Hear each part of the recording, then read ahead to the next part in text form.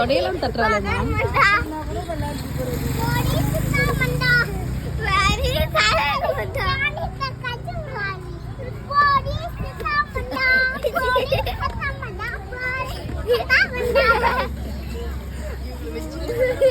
அது நடக்கிறல்ல, நீ சைக்கிள் விளையாடுறாங்க,